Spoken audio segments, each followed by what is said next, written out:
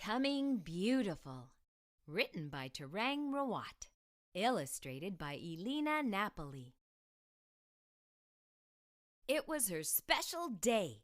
Alina was 8. Her friends all came over to help celebrate.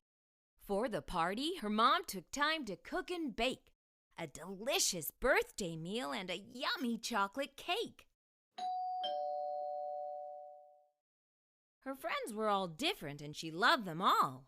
Emma was short and Olivia quite tall.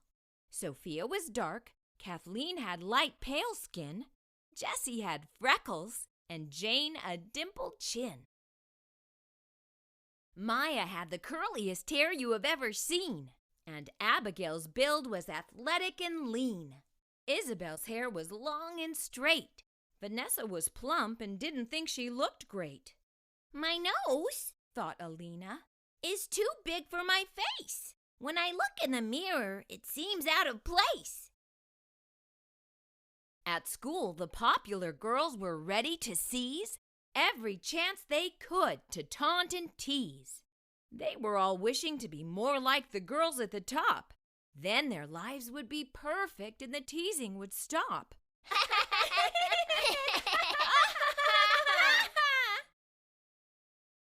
All the girls had one thing they wanted to change or hide.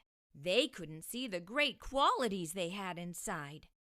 Sophia was bravest, with nerves strong as steel. Abigail, the athlete, did a perfect cartwheel. Alina was sweet. She was patient and caring. Whatever she owned, she felt better sharing.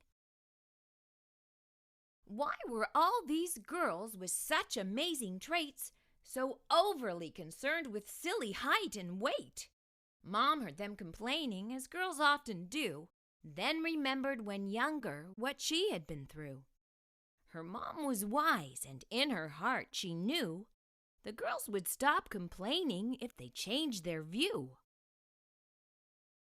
She found a magic box she'd hidden years ago. Inside it lived a fairy with a graceful glow. It was a gift to all of them so they could see the woman that each girl would someday grow up to be. Alina asked her mom, "So what is really there?" "You'll see, Alina," said her mom. "You'll want to share." The box was opened. Swish! A fairy flew right out. The fairy shows you things you've only dreamt about. "Dear girl," said the fairy, "in the mirror you'll see." Vanessa looked at her reflection. "Is that really me?" She was a brilliant doctor fighting to save a life. Dressed in scrubs, she operated with a small surgical knife.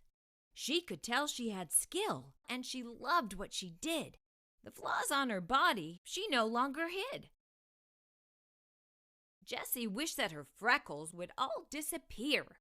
"I want skin that looks spotless, like everyone here." "Are you sure?" asked the fairy. "Take a look first. Maybe having those freckles really isn't the worst." Jessie looked in the mirror. "Is that me at a dance? Who's the handsome boy giving me a glance?" "You'll see," said the fairy. "Your beauty and grace mean more than the freckles on your face."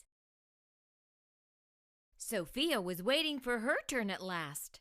She saw a strong young woman running super fast.